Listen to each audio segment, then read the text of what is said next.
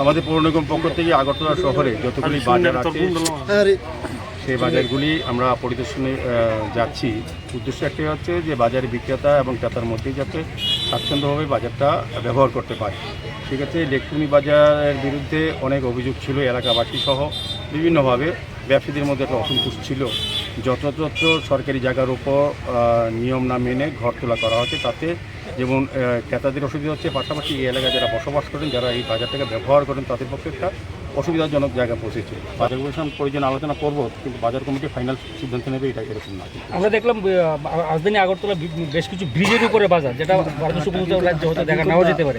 এই ব্যাপারে নিগমের কি উদ্যোগ আছে? ব্রিজের উপরে বাজার এটা আমরা চেষ্টা করছি। আমরা যেমন অভয়নগর ব্রিজের উপর থেকে বাজার সরিয়ে দেওয়া হয়েছে, তাদেরকে একটা জায়গা দেওয়া হচ্ছে। পরবর্তী সময় আমাদের মন্ত্রী বিকাশ দেবের সঙ্গে কথা হয়েছে, আমাদের নিগমের চেষ্টা করছি তাদেরকে যাতে অভয়নগর বাজারের ভিতরে ব্যবস্থা করা হয়।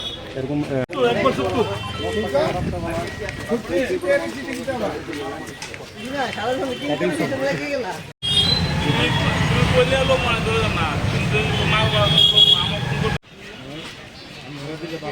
ভালো মনে করতেছি।